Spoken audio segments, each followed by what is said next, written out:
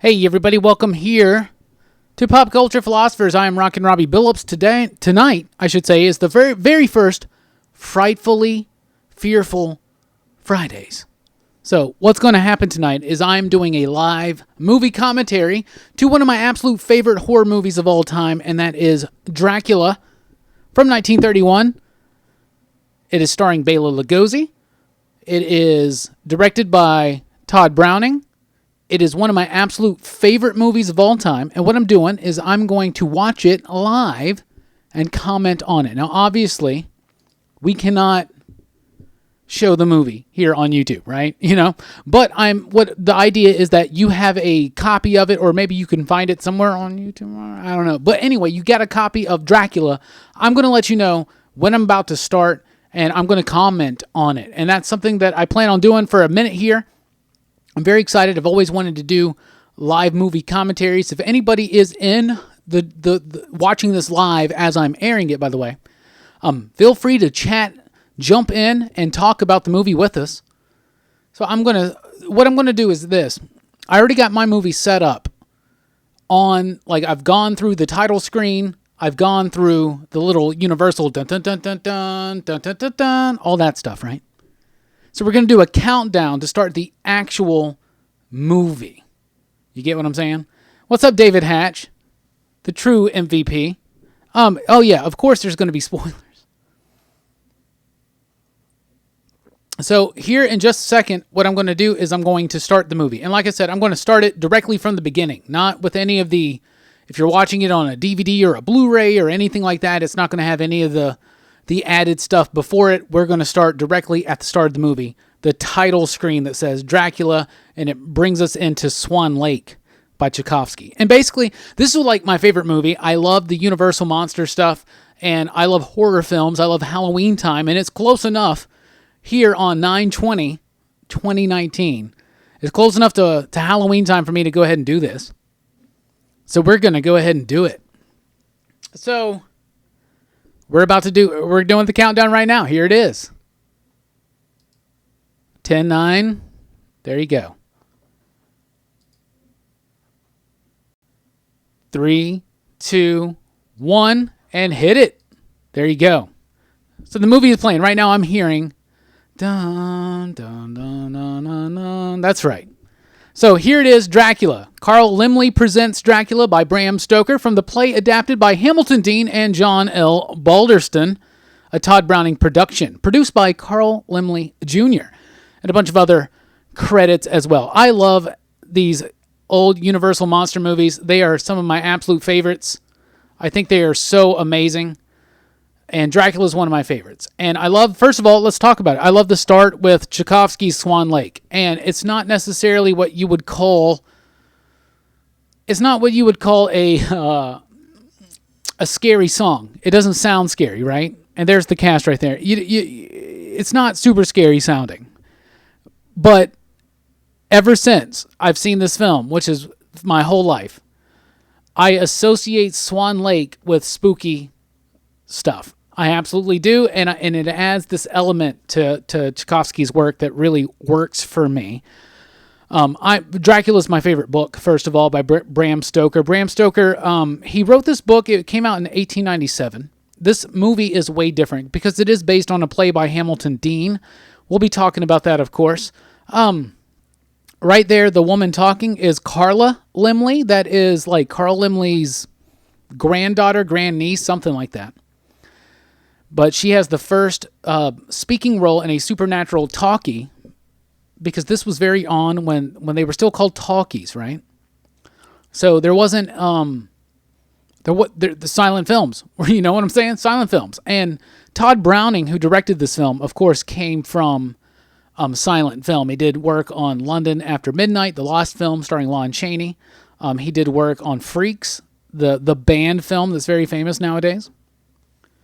Tod Browning is a very cool director, but he was kind of locked into this static, I should say, silent style. You know what I'm saying? And this is the very first talkie supernatural horror film, because a lot of other horror films have always had like London After Midnight, even though it's lost, we know how it wrapped up. A lot of horror films had this like ending where they would kind of like explain what happened in a pseudo-scientific way, if you get what I'm saying. Quasi-scientific, right? But that is not what happened with Dracula. Dracula was a vampire, in fact, and I absolutely love it. So here we got Dwight Frye introduced here. Dwight Frye is absolutely amazing. He plays Renfield. So in the book, this is Jonathan Harker. Jonathan Harker goes to Castle Dracula, and that's where he and that's, you know, he's the one that gets tormented by Dracula and he escapes, right? But Jonathan Harker is played by a different cat in this movie, David Manners. But Dwight Frye plays Renfield. Renfield in the book was, of course, in the lunatic asylum. That still plays in this version. But they went ahead and just kind of took that opening part of the book with Jonathan Harker and applied that to Renfield to kind of make it shorter. That's something they did in the Hamilton Dean play. But Dwight Frye is amazing. He is also in so many movies. He's in Frankenstein, the James Whale Frankenstein from 1931, right? Yeah, same year. He plays Fritz, which is kind of like the prototypical Igor, which is very exciting. If you are watching this video, please do hit the thumbs up button. This dude is a great character actor. I love that mustache. I love his intense performance here. Warning of Renfield. And Frye has this innate ability to just kind of play this so straight right now and then winds up going so bonkers crazy, eating spiders. I love it. Oh man, I love this movie. So as you can see, look at the camera work. The camera work is very static. It doesn't move a lot. It moved a little bit there, but a tiny bit. Now, nowadays, camera moves all the time. The scene's cut all the time. But one of the things I love about these old school movies is the way that they're shot. But Tod Browning was kind of locked into even a more old school approach, being from silent film. And this movie was even released as a silent film because there were a lot of theaters that were around that didn't even have the capability of playing the audio along with the film. For your mother's sake. I love it. Spiders have a lot of protein, John, do they? How many grams of protein are in a spider? I don't want to overload my computer right now. I got a lot going on. Playing the movie, doing the live stream, checking in on it, looking at the comments. Look at those. Okay, they don't do matte paintings anymore. But John, if you could look up how many grams of protein are in a typical spider. Let's even give it the benefit of a big one. This right here. This is one of my absolute favorite moments of this entire movie. Notice the camera is moving. There is no score in this film, by the way. I hate to talk over this. This moment is so amazing to me. Like, I watched this movie for this. Okay, so all these ideas of the horror film, the coffins, the cobwebs, the bats, the bugs, and the little coffin. What was that? Like, what was that? Was that a vampire roach or something? What was a vampire beetle? This intense pull in, though, towards Bela Lugosi right here. And all you hear is the sound of the rodents. They're all creatures of night. Look how ghostly that shot right there of the brides look. So ghostly. Oh, see, okay. One of my favorite things about this movie is there is no score. Now, there is a version on the DVD, on the Blu-ray, and other things like that. Philip Glass did a score of this a while back, like in the 90s when they did the VHS release or something. And the score is great. It's great to like listen to and think about Dracula. And it may sound silly, but I have read Dracula so many times in my life, and I love reading Dracula, listening to that score. I do not like the score on the movie. The score overlapped on the movie to me really adds too much. And part of what appeals to me about this movie is the silence. And that the soundtrack is basically the soundtrack of a horror film, of you know, or not just a horror film, but like of a haunted house. If you go to somebody's cheesy ass haunted house or something like that, that's like what's going on, right? And it's just all that stuff comes from this movie. The wolf howls, the bats, the spider, the storm, the wind sound, all that, those prototypical, those stereotypical, I would say. What's up, Bawannabes? What's up, Chris? How are y'all doing? Watching Dracula right now. Right now we are exactly... I don't have a time because tell me how long the movie is, but not how far we are along. But anyway, there we go. Right now, Dracula is picking up Rainfield for the first time. What's up, Chi-Town, bud? How are you doing? How's Chi-Town? But what was I saying? So the carriage is taking off right now. But I love this movie. I love those matte paintings. You don't get that stuff anymore. But yeah, what I love, like all this stereotypical horror movie, horror soundtrack type stuff, the cobwebs, the spiders, the bats, the sound of the wind, the wolf howling, all that stuff comes from this movie. The fact that there's no music in this movie is so strong to me that I do like the Philip Glass score, like I said, but I hate watching it over the movie. I think it's good on its own as something to listen to and think about Dracula or read Dracula or something like that, if you're reading a Dracula comic book, for instance. But the movie needs to be as it is. I love the idea that there's no music. And one of the reasons why is because in silent film, the music was usually provided by the theater, right? And so, like... Tod Browning, who came from silent film, and Chi-Town, no, it was Chris. Chris said The Unknown is a great Tod Browning flick with Lon Chaney as a no-armed knife thrower. You are right about that. That's a great movie. Did he do it's not The Man Who Laughs, because that's the other guy and the other guy, but Conrad Veidt. But what's the movie where Lon Chaney plays the clown? Is that a Tod Browning film as well? Anyway, Tod Browning came from silent film. He did... London After Midnight is one of those films I want to be found one day and completed and put together. But anyway, I'm rambling right now, which is the whole point of this, I guess. I'm probably going to go through and watch this one day as I rewatch Dracula. But first of all, that's a matte painting, and that's also real stuff. It makes it look bigger than it actually is. They don't do that. That would all be CG now. Those are obviously bats on little wires, but it looks good to me. And here we go. Dracula descending the staircase. I love it. But in that shot, when you first see Bela Lugosi as Dracula, you have the camera move for like a very, but even because the camera moves so little, it's very effective when it does. Now, Karl Freund was the cinematographer of this movie, and he wound up directing The Mummy, which The Mummy is basically the exact same movie as Dracula, but with a mummy instead of a vampire. I have to be quiet for this right now. The way that Dwight Fry and Bela Lugosi work together in this scene is so good. I thought I was in the wrong place. Everything that Bela says, every line he delivers is iconic. Especially in this scene. They're all great. I have to be quiet here. Do you hear that? The wolf? Oh, here. Listen to them. Here we come. Oh, it's coming. It's coming. Listen to them. The children of the night. What music they make. That's like one of my favorite lines in this entire movie. And Rainfield's response, he's just, this dude's off his rocker. I love it. Oh, I love it. But yeah, yes, Chi-Town Bud, there is a new Walgreens pop figure. I have it right here. Boom. I opened that up, what? Was that last week on the live stream? Can y'all see that there?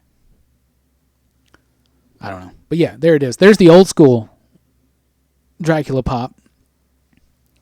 That spider that runs up the wall is the cheesiest looking thing in the movie. Wherever you fly. The blood is the life. That's a big part of the theme of what's going on in the book. And Stoker's trying to do a lot with this movie. I mean, with this movie. He's trying to do a lot with this book.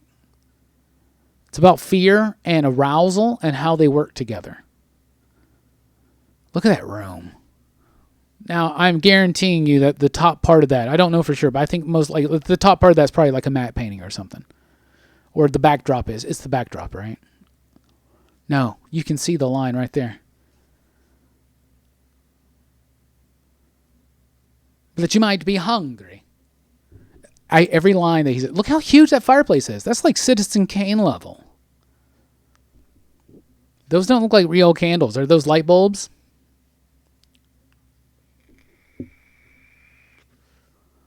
I know that there are people here, and that's super cool. I'm so glad that people are here with me. Is anybody actually watching this along with me?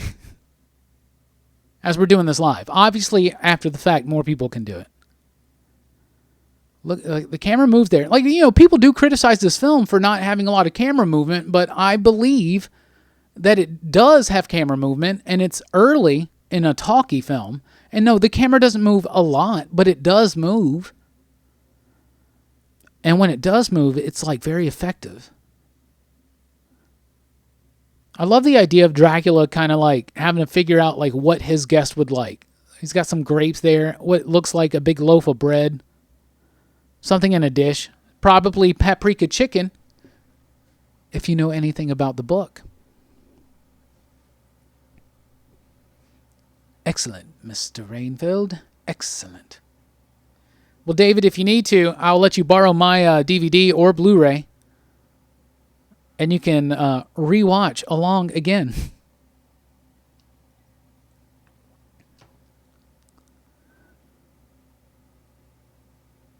David says, too many movies use music too much. Don't let the silence be a part of the movie.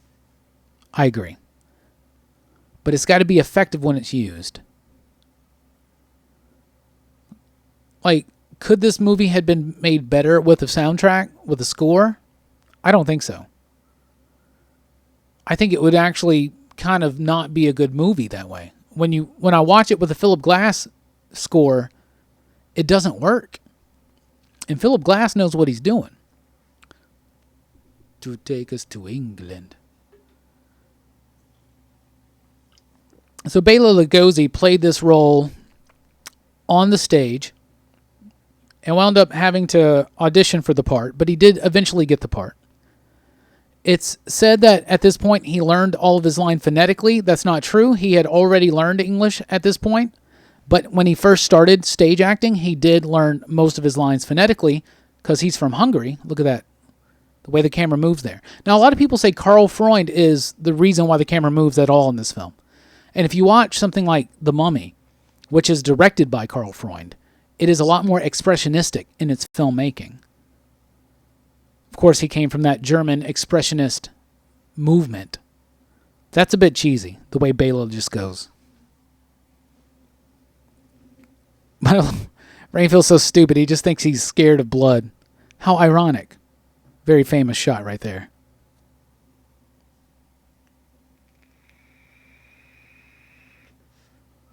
Very old wine. I think it's Dracula's blood, to be honest with you. John says 19 grams of protein from a spider for every 100 grams a spider consumed. It's greater for tarantulas. Well, how many spiders you got to consume, John, to get 100 grams of spiders? I guess John's saying that the best thing to do if you want to eat spiders for protein is eat a tarantula or two. A repeat of that shot. That's another great line, by the way. I never drink wine. The pause there. It's a lot of spiders, John.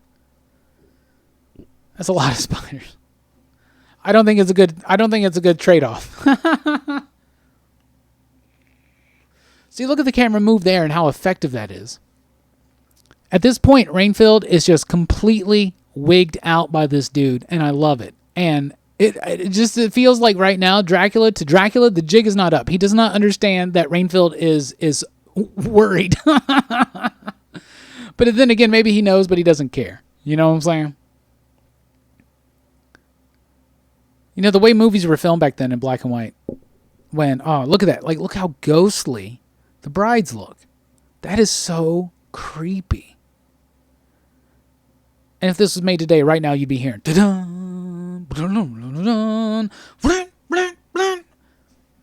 the silence works. It makes it more odd. Get away from me. There's a great moment coming up later on in the movie where Harker, played by David Manners, is trying to get the bat away from Mina. And he's like, it'll get in your hair. we'll point it out. First of all, this shot I want to point out. Notice the smoke in the doorway. Renfield, of course, is laid there. Their train, Dracula come in. Such an excellently composed shot. It's masterful. I don't know if those are real candles. They almost look like it. That big-ass fireplace, the way this is shot, the way this is... it gets right there. It gets right into it. At the time the book was made, this scene in the book, where Dracula shows up, the brides are after Renfield, and Dracula shows up and says, "This man is mine, you stay away." A lot of people thought there was a lot of, like, homoerotic connotations to that, and there were, because this was meant to be about fear and arousement and the way it works together, and I really think that Bram Stoker was doing some work ahead of its time, as far as that goes. Yeah, the movie lingers, it's a little creepy, it's a little cheesy, you know what I'm saying? But it's fine. So the Vista, bound for England, this is a great part in the book. So Dracula basically goes to England now. The movie's a bit unclear compared to, like, the novel. But this is based on some real stuff. So obviously Bram Stoker was making this book. It's tied into the legend of Vlad the Impaler. Tepish Dracul or whatever, right? And so there was there's this idea that, like, he saw the story of Dracula, of Vlad, and made the book. No, he already had this idea in his head for this movie, and this, not this movie, but this story, right? He had this idea for this story, and then he discovered the legend of Dracula, and he put that kind of into it, right? And he also, like, saw, like, something about, like, what was it? The Dmitri, which was a Russian schooner that was lost at sea, and so he took a lot of things and he brought it in together, and he made it fit. It made it a little bit more grounded, and I think it really worked. It really tied it in historically to things. This is absolutely badass stuff, by the way. Dwight Fry has now gone from confused businessman to absolutely bonkers insane. Bela Lugosi has gone from pretending to be cordial to just straight up venomous. This is stock footage, by the way, of the ship and the passengers of the ship. Stock footage from a silent film. That's why they're moving so fast. They skip a lot here, but they really, like, for instance, this bit where you're about to see the captain's dead body, but only in a silhouetted shadow. Back in 1931, that was hardcore.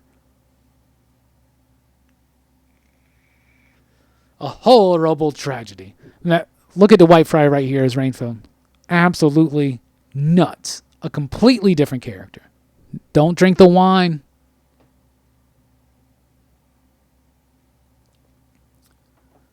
Right now in the Dracula, we're probably like, I don't know, like what, 15, 20 minutes, something like that?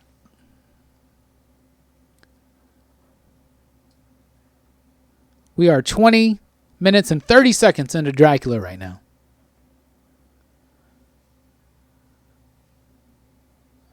We're on the part at the ship. This is one of my...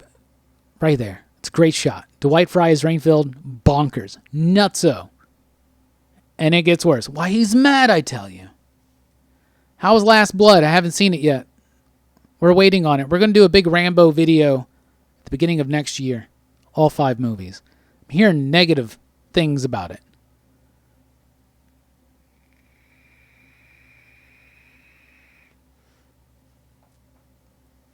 Heck yeah.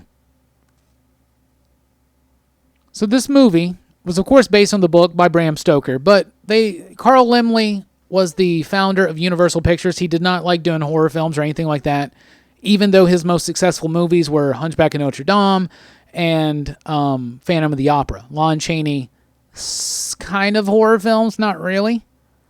I think this is where Universal first stepped into that. Now, his son, Carl Laemmle Jr., was it his son or was his nephew took the name? I don't know, whatever. Carl Laemmle Jr. wanted to do this type of stuff, and he eventually got to do it. And this was kind of adapted from Hamilton Dean's play. So Bram Stoker worked for a guy named Henry Irving, and he thought of Henry Irving as that was who was in his mind when he wrote the character of Dracula. And he wanted to do it as a play. And then the first film adaptation of the book was actually Nosferatu. of course, not authorized. So it went through a lot of legal battles because of that, and they had to change some things. It's Count Orlok. It's not Dracula. It's not called Dracula. It's called Nosferatu. It's still a great, creepy movie. That German expressionistic movement is excellent. It's an excellent example of that. But Hamilton Dean did a stage production of it, a Broadway production. John Balderson played Dracula. Or no, he wrote it, I believe. And then Bela Lugosi was part of that. There were other people. Maybe Balderson did, actually. There were different Draculas, too. And they had a lot of hokey, like, special effects and things like that. But it was sensational. They had to really streamline it down to make it fit, right? The book kind of goes all over the place. Now, the Francis Ford Coppola version is a lot more true to the book. But it's not quite... I don't think it's as good as this film. This film is just very striking. And also its place, its context and history. It's great stuff. But the movie is based on that Hamilton Dean play. And Hamilton Dean also did Frankenstein, and the movie is based more on the play rather than the book as well. But that was a big thing that Universal would do, especially with some of the Edgar Allan Poe stuff, and I'm sure we'll get to that one day here on a frightfully fearful Friday. Like they would like The Black Cat, The Raven, great movie starring Bela Lugosi and Boris Karloff, but have nothing to do with the books whatsoever. So there's David Manners, who plays Mina in this film, and Seward, and Lucy. That's Lucy and Seward as well. Characters from the book, but used a little bit differently in the movie. Dracula has hypnotism powers, don't forget that. Another great shot.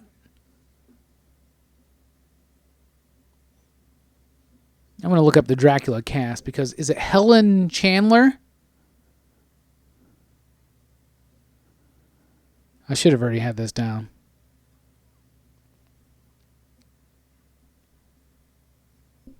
I love the way they speak in these old films. It's this weird, like, pretentious sounding type thing. But I like it a lot.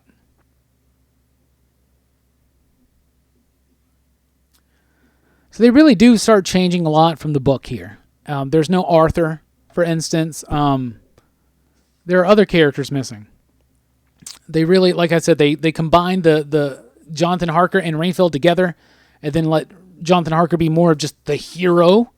And David Manner plays this hero so well in these movies. He's also in The Mummy. In fact, The Mummy has a lot of the same cast. Like I said, Carl Freund, who is the cinematographer of this movie, and there's David Manners right there. David Manners is also the main good guy in The Mummy. And Edward Van Sloan, he will be appearing soon. He plays Van Helsing in this film. He plays the professor in the Mummy movie. Like I said, The Mummy is basically this movie, but with an Egyptian aesthetic applied to it, aside from the Eastern European vampiric aesthetic.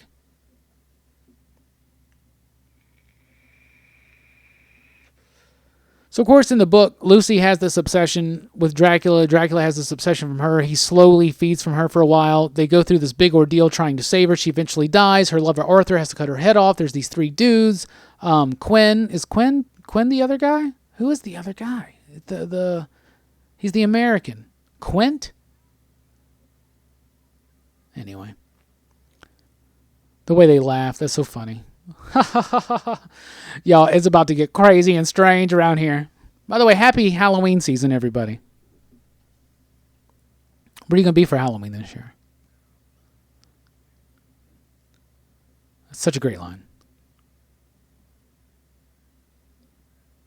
And look right here. He says that ominous shit, right? And then they're like, oh, the play's starting. And then his creepy ass look. Ugh. Good stuff here. And then, let's get it going. But they really take a big chunk of the book, which is about them trying to save Lucy, is cut out. You just don't have time for that. These movies are like an hour and 15 minutes long. I love this scene because Lucy is legitimately fascinated with Dracula. Now, it may seem odd to us today, right? But Bela Lugosi's Dracula was a very sexual figure back in the day. He was very exciting to both men and women, I presume, of course. He's exciting to me. There's something very threatening, very cool, very sexy about Bela Lugosi in this film. Yeah, it's Helen Chandler. Who played Lucy? Lucy is Frances Dade. Helen does a great job here. I think she really, really does. Mina is an absolute great character. She's a very strong female character from a very Victorian age book. That's kind of rare. Like, this is probably one of the strongest examples of a woman, especially in a sci-fi horror film or a horror book, I should say, during the Victorian age. At least as far as I can remember. But there may be other things that I haven't read yet. What's up, comics nerd? Oh, Salem's Lot's great. I love it when vampires do look scary. Now, Jack Pierce did some of the stuff here, and Lon Chaney was originally intended to play Dracula. Of course, he died, tragically. So Lon Chaney would have totally had a different approach, I'm sure, to the Dracula makeup. I'm pretty sure this is still Jack Pierce, but it was very toned down. It wasn't heavy. In fact, the reason why Bela Lugosi did not do the Frankenstein movie is because he didn't want to be covered in heavy makeup. He wanted his face to be seen. So I would be very eager to see what Jack Pierce would have done had he been able to do a lot with the makeup. So, these Universal monster movies. Jack Pierce, Jack or Jake? It's Jack, right? It's Jack Pierce. Pierce is I'll just say Pierce. Jay Pierce. His work as the special effects makeup artist was absolutely astounding. He did the Frankenstein makeup. He did the Wolfman makeup. He did the Mummy makeup. He did Bride of Frankenstein. He did all that stuff. And it's all very iconic. And it's great. And the Dracula look, even though it's not as elaborate, it is still, this is a look. In fact, there are a lot, the majority of people in the world they just cut 150 to 200 pages of the book gone now. He went from approaching Lucy to Lucy dead, pronounced dead. All that stuff in between, gone. Doesn't matter. That's how you fit it all in an hour and 15 minutes. But they give you some important information here. They've been giving her blood transfusions and all that kind of stuff. What was I talking about right before that? It'll come to me.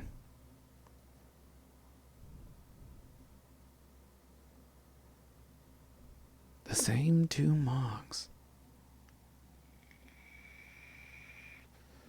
A reference to Seward's sanitarium. In the book, of course, Seward had a big infatuation with Lucy. He was one of 3 men who did.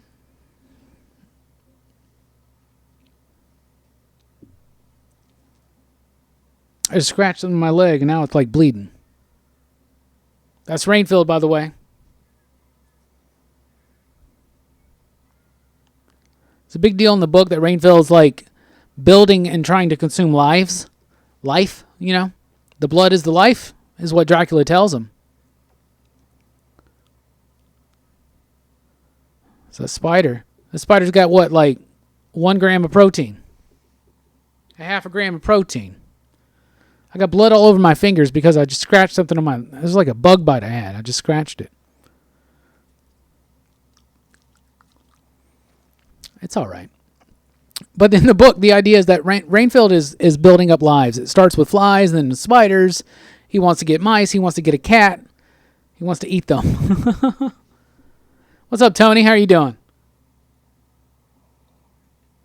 You prefer your vampires to look like Jennifer Love Hewitt? I prefer my vampires to look like Frank Langella. Frank Langella, to me, is the sexiest Dracula. There's Edward Van Sloan as Van Helsing. One of the best performances in this film outside of Bela Lugosi. We were talking about the makeup. That's what we were talking about. The makeup is still very iconic. And the idea is this. The majority of people in the world have not read Dracula. And a lot of people haven't seen this movie. But almost everybody that knows who Dracula is has this idea of what he looks like, and it's Bela Lugosi. And that says something about the power of this film. He was also the sexiest Skeletor. Yes, he was. And the sexiest Richard Nixon, to be honest. Way sexier than the real one. Tony, we're just watching Dracula right now. We're 31 minutes into it. 32 now. Van Helsing just made his first appearance. Seward gets Van Helsing, who's his friend and who is a little bit knowledgeable about these crazy things. I like that in this movie they took away the idea that Seward's into Lucy, because Seward is considerably older than Lucy, and they would have had no problem doing that then. They would have no problem doing that now, but it would have been very creepy. There's also there's this, in the book they really go through this whole like love thing with Mina too, but it's more of a brotherly type thing, honestly. They're all working together against something big.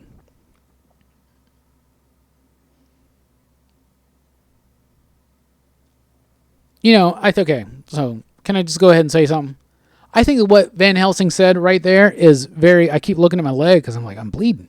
I might have to leave for just a second, but I'm going to pass out. I'm bleeding so much. No, it's not that much. It's not that big of a deal. But what Van Helsing says, his whole point in this movie and in the book is that just because you don't think it's proven by your science doesn't mean it's true. And I think that applies, and not necessarily to the idea that there's like metaphysical, crazy, supernatural type stuff, paranormal stuff out there or anything like that. I'm just saying that maybe the idea is just because you think you know doesn't mean you know. And I think that's a really, really positive message to get out of something like Dracula. I do think the absolute best performance in this film is Dwight Frye. Look at that.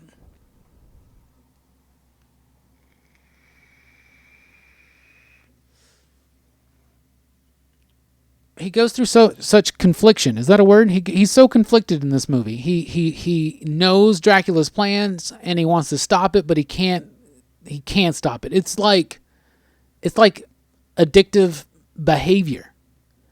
They really capture that very well here. And then he lies to cover up his worry.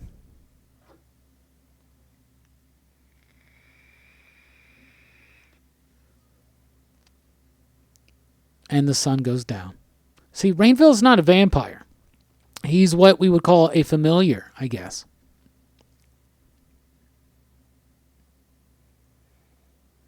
I like how they don't think it's exciting to actually film Bela Lugosi stepping out of the coffin. So they always do these cutaways.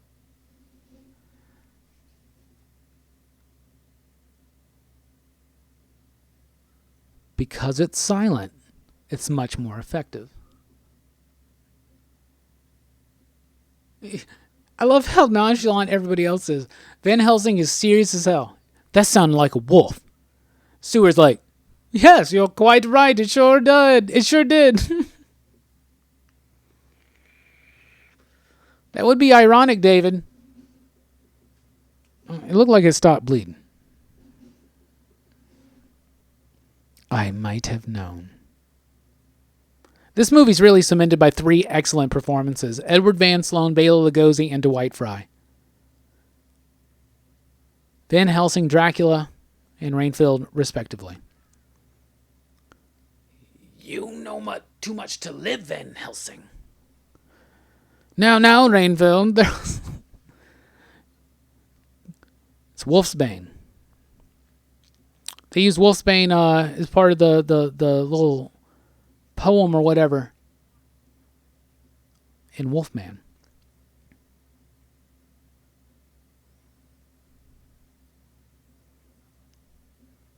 Now Martin, the old hospital administrator, whatever, I love him too. He's so comedic. He's so funny.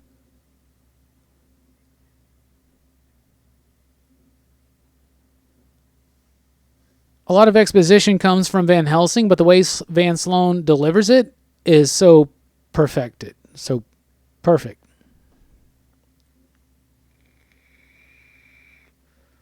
What's up, Brett? I like that. Robbie's Creature Feature Fridays. I came up with Frightfully Fearful Fridays. We'll be doing these every so often on Friday throughout the Halloween season. We'll do another one next week. Next week's going to be Dracula's Daughter, the sequel to Dracula, which also has Edward Van Sloan in it. It's one of my favorite movies, and one of my projects that I'm working on is kind of inspired by it.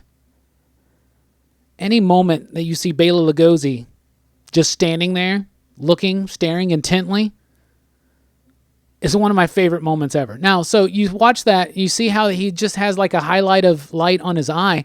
The way they did that was literally they just took like some cardboard or a piece of paper or something and cut holes in it and shined a light through it. That's what they did. That's how you do it old school.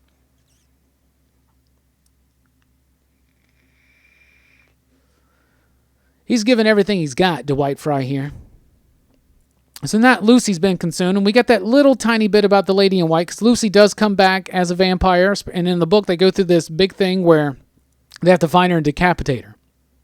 They really do all that in the Francis Ford Coppola movie from the early 90s. But now Dracula's after Mina, and Mina and Dracula get this connection because he's been feeding on her slowly, even though Lucy apparently in the movie does it like that, you know? That's a great shot right there. It's iconic. It's not as elaborate as the makeup on The Mummy or Frankenstein or even The Bride, and definitely not The Wolfman. But it is still iconic. Note her scarf right there.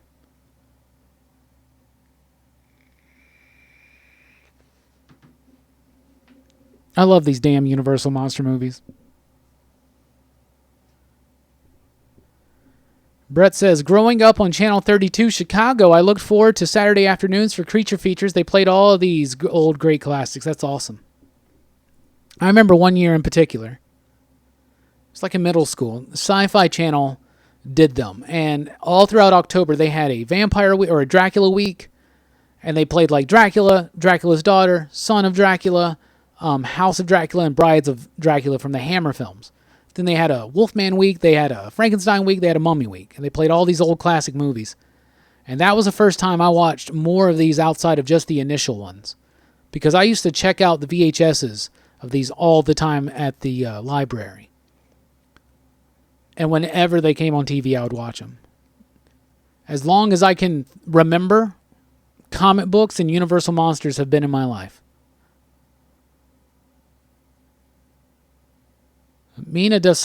Helen Chandler does such a great job here of playing, just like Rainfield does, being hypnotized and part of Dracula, and also being very against it as well. Does great stuff. I'm about to take a bathroom break before David Manners does his super funny ass it'll get in your hair thing. And I'm going to let the movie play. So the movie's going to continue playing if you're watching this. I'll be right back.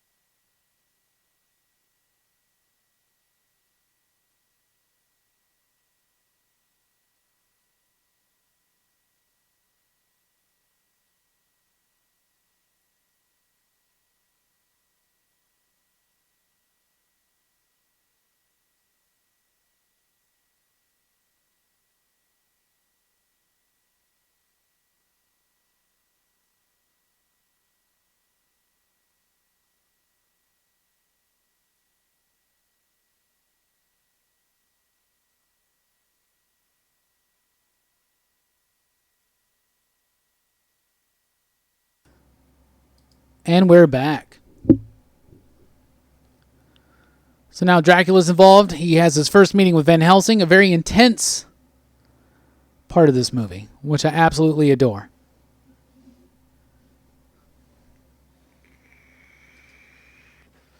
These movies were perfect pieces of art. Even that still shot, it's effing beautiful, says Brett. I agree.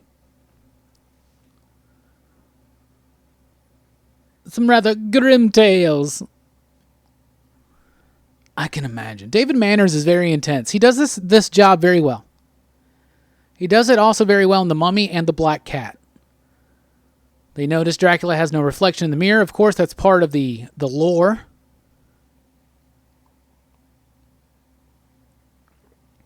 So they had to scale down production of this film because it was at the start of the Great Depression when they filmed it. So they wanted to do a lot more elaborate stuff, kind of more like Phantom of the Opera, the Lon Chaney silent film. But they had to scale it down, and that's one of the reasons I think why they went more with the Hamilton Dean idea. I think that's where they were going anyway, but they scaled it down because this is 1931, the start of the Great Depression. And I have a theory, and other people subscribe to this theory, that the greatest eras of horror films are at the greatest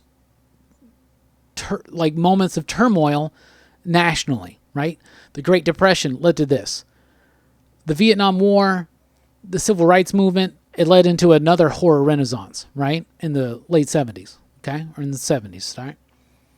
Then you have post 9/11 horror films, things like Saw, Hostel, and Yes. Those are like, that signified a new era of horror film. And those are two horror films that really stand out from that era, especially Saw. Saw to me is very, very special. Dracula's reaction here, it's great. It's intent. And intense. Because I meant to say intense, but I also said intent. So why not? Let's just go with it. That's so effective. No music. That pan. He realizes what's going on. Van Helsing does too. That's a little too much. Dracula looks over, realizes what's going on, calms down, realizes we're playing chess right now, and let's do it. Look at David Manners. Look at Stewart. David Manners, so crazy and intense. Stewart, look at that look. You mother. That's what he gave us Samuel L. Jackson look.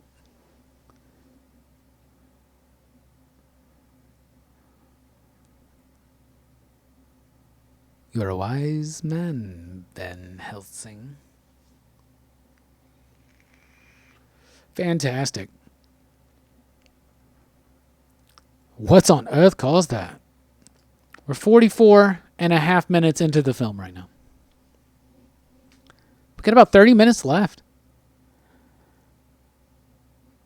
Looks like a huge dog or a wolf. I can quote this movie like a church girl at a lock-in watching The Princess Bride. And that's my reference because I've been through that situation. It can be obnoxious to watch this movie with me in person. Because this is what I'm doing. I'm telling everybody facts. Like, did you know? Did you know that here they did this? What? Now, so I mentioned already that they did release a silent version of this film to places that didn't speak English, of course, and also to places that just didn't have the equipment to air the sound. But they also did a Spanish version of this. And so this was a thing that they did at Universal and some other companies back in the day, is that they would produce the same film but in Spanish with a different cast on the same set at night. So they filmed this movie during the day, all day long, and at night the Spanish crew and cast would come in and they would film their own version. And if you got Dracula on the Blu-ray set or the DVD set or whatever, like the Legacy Edition that's right there, like you're going to have this 1931 Spanish version as well. A completely different cast. And what would happen is they would come in and they would look at the cameras, right? They would look at the footage from the English production and they would be like, let's top it. So it's got some really cool technical skill behind it. It's technically almost a better film at times. I don't think it's technically a better film, but it's got some more technical innovations and some more dynamic movement, right? It's outrageously performed. It's overperformed.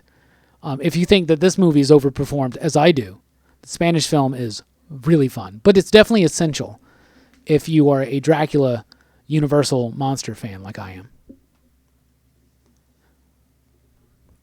Dracula, Van Helsing knows all this stuff about Dracula. Of course, they go through all this other stuff in the books. I mean, in the book, they go through all this other stuff. They go and they go try to find and hunt down where he lives, and he's on the land next to the Seward Sanitarium. That's why he's preying on their people. And in the book, Rainfield's there. He doesn't go to the castle. That's Jonathan Harker. So the Jonathan Harker character, just like in the Francis Ford Coppola movie from the early 90s with Gary Oldman as Dracula, that's more true to the book than this one is.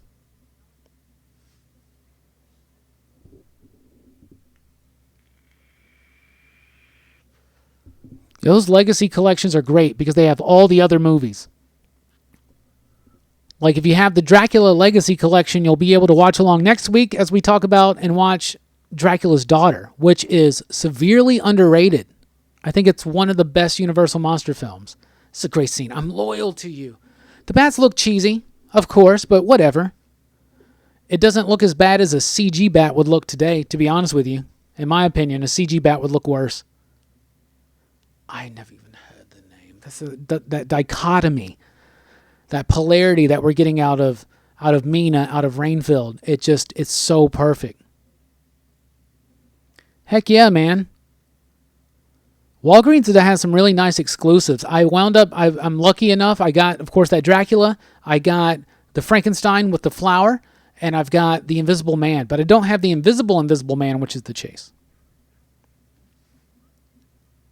Out there dead. False alarm. But look at this. If they would have done a Batman movie in 1931, which would have been impossible because the characters didn't exist yet. But yeah, Rainfield for Dwight Frye for Joker, right? This shot right here. Oh my God. If I ever write Batman, my note to my artist would be Dwight Frye is your Joker. Look at that.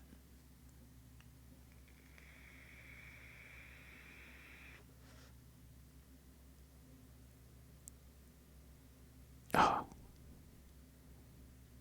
There's that bastard Dracula right there hiding behind a tree. Like they didn't see him. Was he circling the tree? I love it.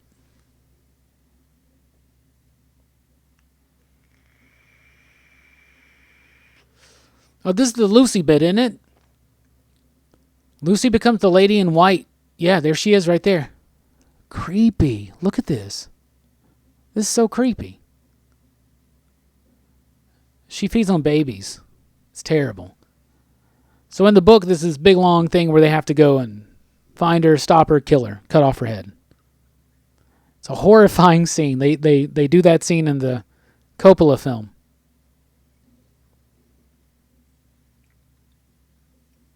So Martin here is just a great character actor. What's his name? Charles Gay Gerard? Gerard, probably?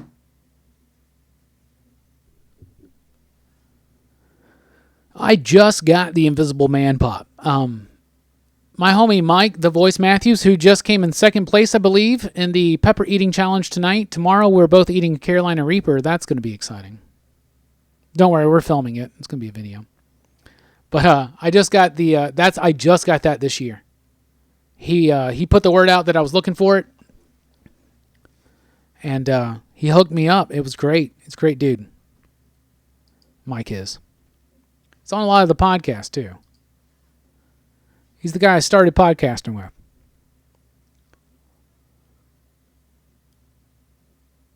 I would love to see a new Wolfman creature bride because pops are way different than they were back then. Look at the difference.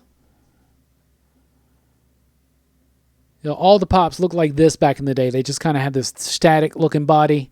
This is kind of a big deal that his hands were forward. But this is so much better. I like it. I love both of them, though. I really do.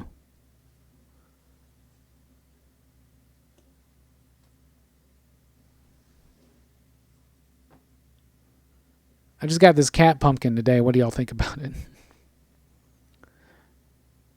David, you've never seen The Invisible Man? You've never seen The Invisible Man? The Invisible Man is amazing. It's directed by James Whale. Same guy that directed Frankenstein and Bride of Frankenstein and this The Old Dark House.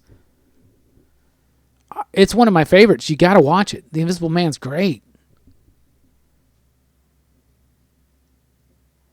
The sequel's not so much. Vincent Price does the voice in one of the sequels.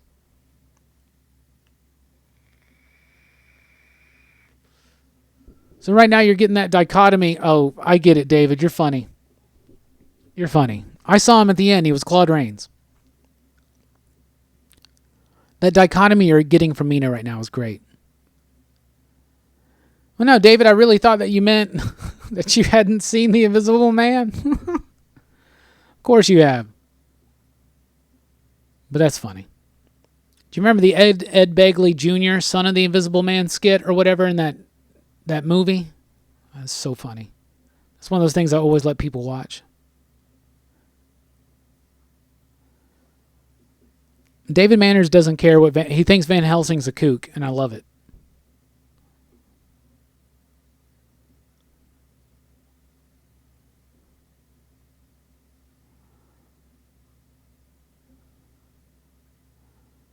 This is in the book. The idea that Van Helsing is very strict and stern about the idea that he needs to be listened to. Jonathan, who's played by David, just wants to take her away.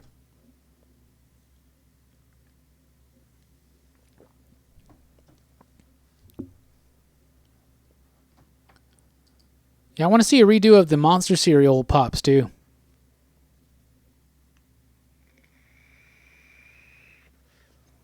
I've read a few bits of manga, not too much. My favorite that I've read is Akira by far.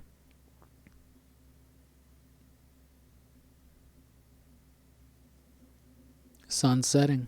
Here we go again. They're going to cut away. You're not going to be able to see them actually stepping out. In fact, is this the exact same shot from before? It might be. It is.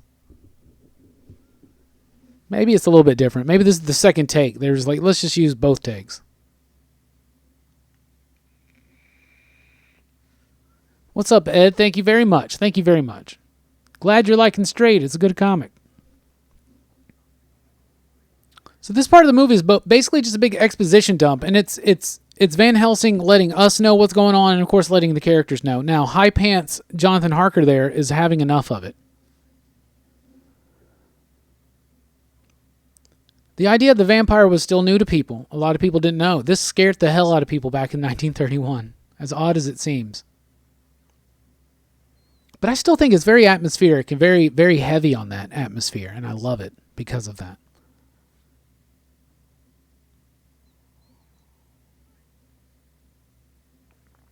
Yeah, they're also expensive now, those monster cereal ones.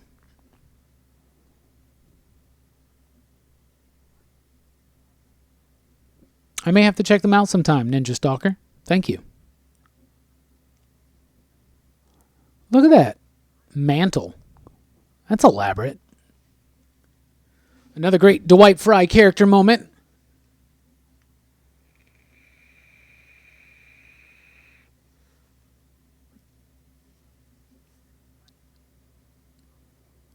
So now the idea is brought up on how to kill Dracula, drive a stake through his heart. There's Renfield.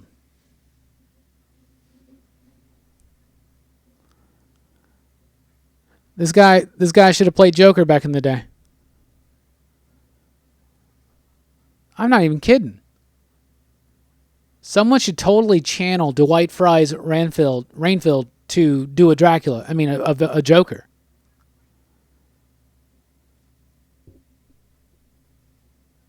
The doctor's pet loony is loose again.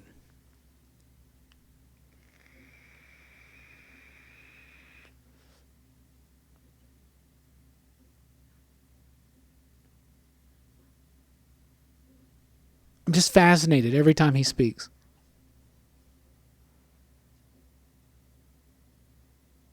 This is great dialogue, too. Not by showing them, but by making them happen.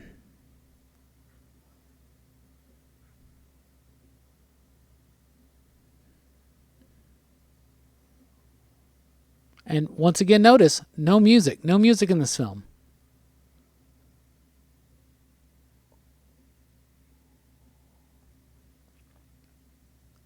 Martin creeping up in the background. Yeah, Ed, the idea is to watch this at the same time as I am. You can always go back. This video is going to be on YouTube for a good long while. But right now, I am 57 and a half minutes into it. We are nearing the end of the film. But that's the idea. We're going to start doing these on some Friday nights here and there. The next one's going to be next week. It's going to be Dracula's Daughter. A great shot of Bela as Dracula right there.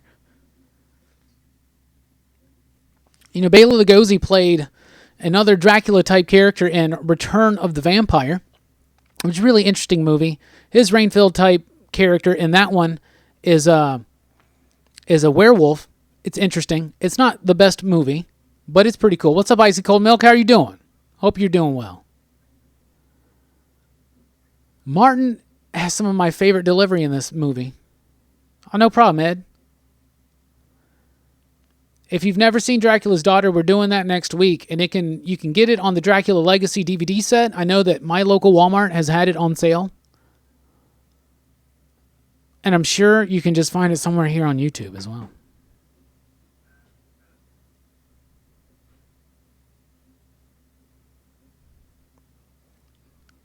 Now that you have learned what you have learned.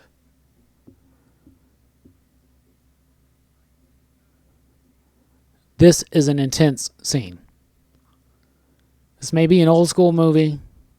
May not seem that exciting to a lot of people today. But this scene right here is intense as F.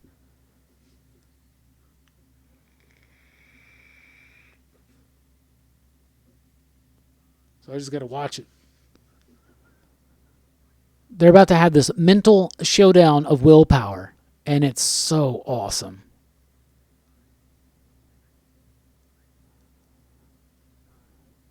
Edward Van Sloan played Van Helsing in the stage play, the Hamilton Dean stage play.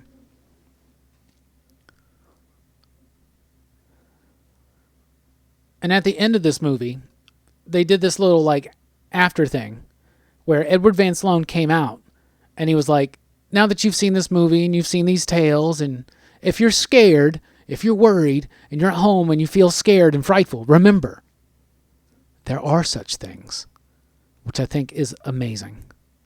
But right here, Dracula trying to hypnotize Van Helsing resisting through sheer force of will. The way they carry this. Look at Edward Van Sloan's face. Look at Lugosi's face. It works so well. It is masterful. They don't make them like this anymore.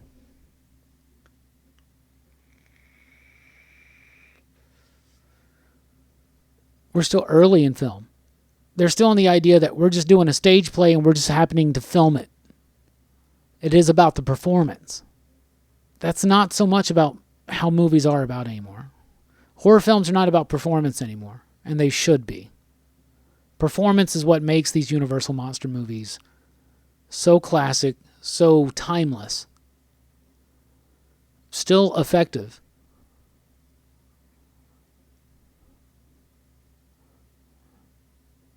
Cheesy moment there.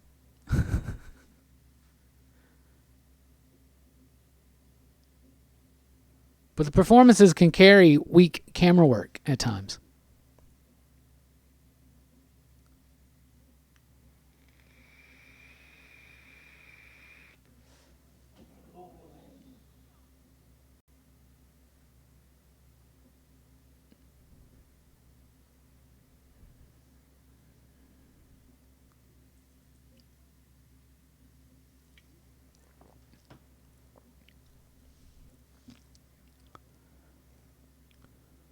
Jonathan's still worried about Mina, of course. But now Mina's a little bit more in thrall of Dracula. Of course, he's near. It's nighttime. She's now trying to kind of seduce Jonathan and kill him.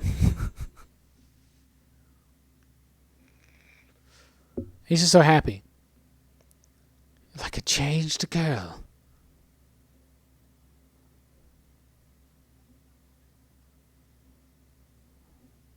It's because she turned to a vampire.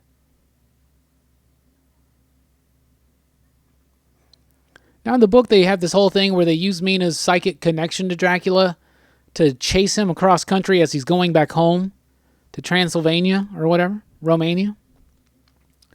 They don't do all that here.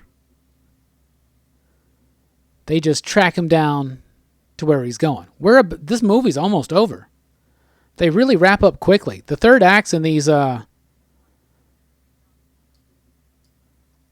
movies are really short.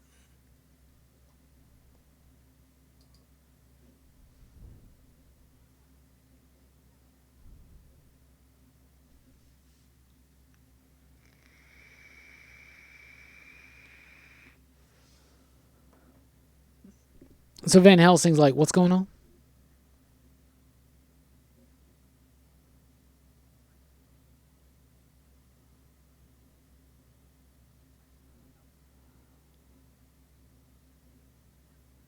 Change blood with Mina. The idea that we have, of course, of mixing the blood of a vampire with a human turns a human into a vampire.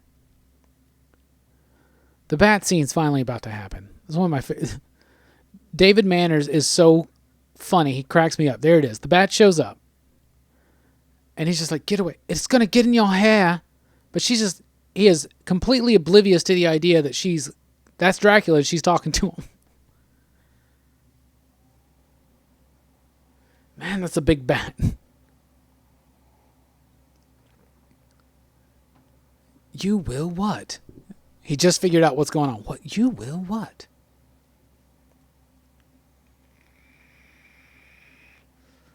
That dichotomy we were talking about. She's still Mina, but she's still... Yeah, they're all like an hour and 15 minutes. But I think a lot of movies run too long nowadays. Especially horror films and comedies. Your eyes are so red. I don't know if they do a special effect with the eyes or whatever, but they really do look intense here in this scene coming up. Right there.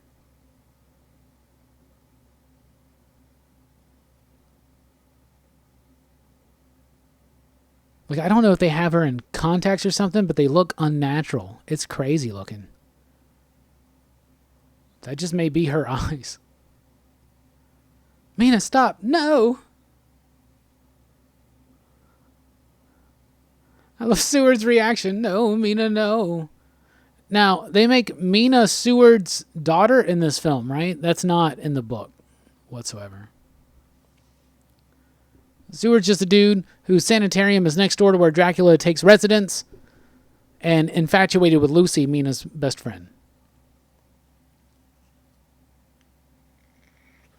And Harker's a lot more of an ineffectual character in the book because he goes through a heavy ordeal at the beginning. He's very PTSD throughout the book, and rightly so.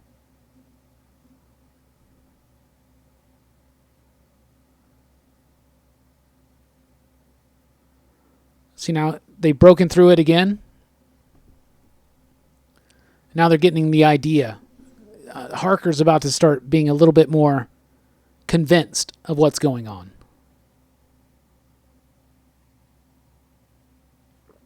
So then we can race into the finale.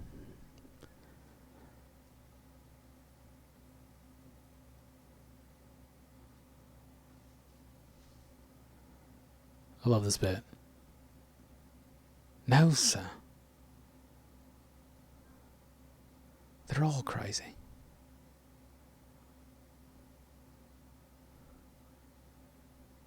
Sometimes I have me doubts about you. And she nods. Yeah, I agree. And he just walks away from her. That's the comedic relief in the film, and it works. It's nice. It's nicely put in there. Invisible Man's one of the funniest Universal monster movies.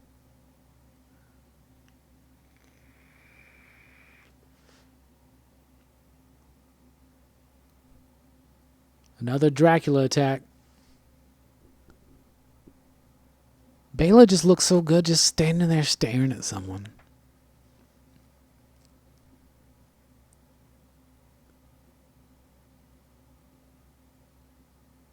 He's got like the Rock eyebrow thing going. That's the corporate eyebrow, though, isn't it?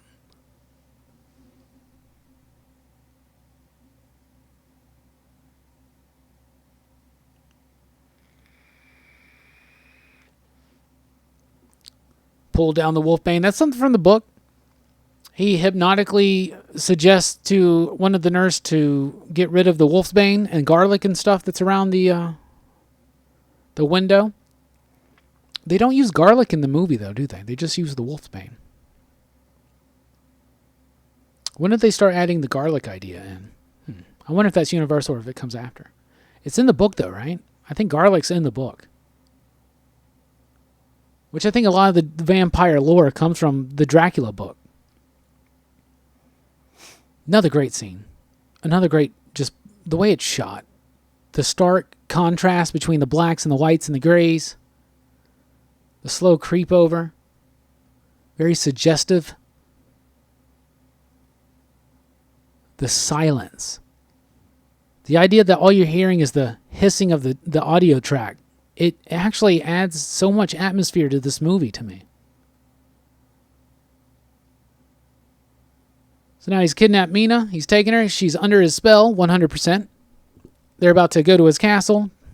They're going to sleep for the night, and she's going to start her new life as a vampire.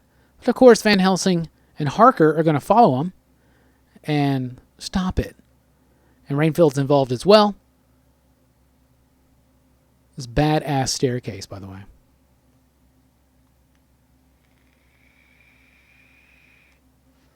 There's Renfield.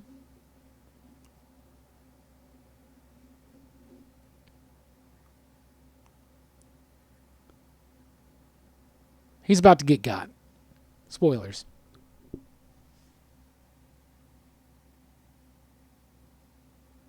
Mina's in a trance, descending into the madness of Dracula. Look at that set. Part real, part painting, I'm sure.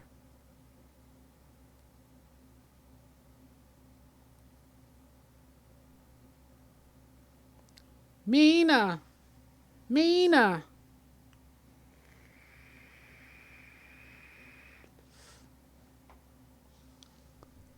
So they did follow Renfield, right?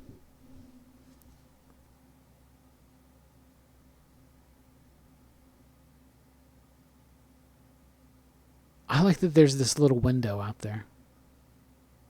Why is that there? I guess for air, for ventilation, right? Surely someone could outrun Dracula, though, right? But he just turned into a bat or mist. They don't really do the mist so much here. That's involved a little bit more later on. They don't show his physical transformation. I think the first physical transformation we see is in Son of Dracula. A little bit of animation there. That's starring Lon Chaney Jr. We'll get to that one. It's a heavy fall. And then down onto hopefully a mattress. Hopefully. Like I said, these movies wrap up very quickly. And here it comes.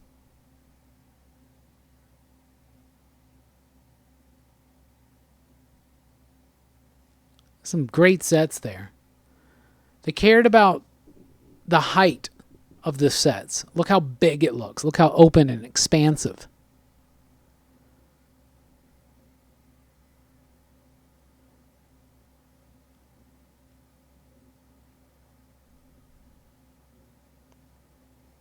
The lighting, it works.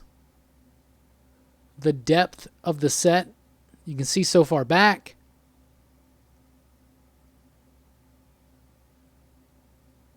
So obviously he is like next door, because did not take long for them to get there.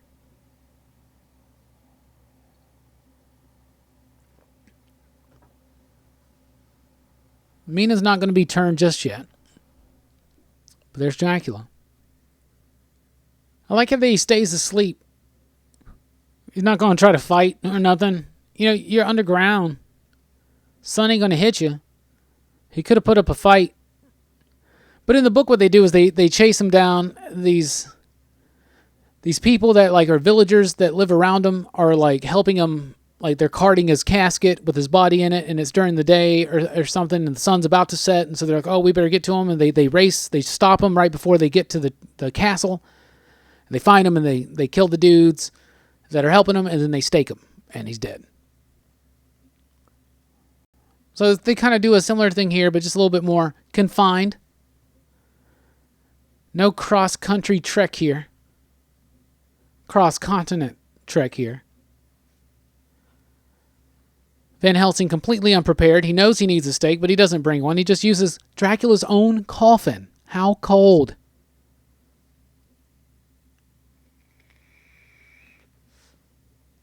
Not quite turned yet.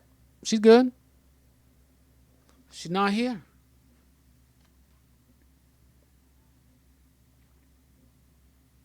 Mina. Bela Lugosi's going to grunt as he kills him.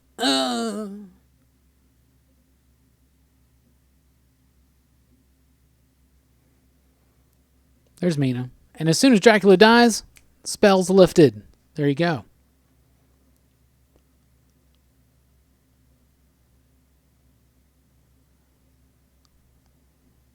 It's all about performance in these films. Mina. Jonathan's kind of just worthless in this film, isn't he? Van Helsing's satisfied now. The movie Dracula's Daughter, which is a sequel to this, picks up right at this moment. Oh, Dylan, as long as people want to see this kind of stuff here on the channel, I will continue to do Universal Monster films, and we will get to all of them. That's my plan. If people like this stuff, and the movie's ending right now, but if people like this stuff, I'm going to continue. And we'll do all the stuff. Creature from the Black Lagoon, the Wolfman, the Black Cat, the Raven, all that stuff. If it's got Bela, if it's got Boris, if it's got Lon, we're watching it. If it's got Claude. And there's the end of the movie. And they end super quick.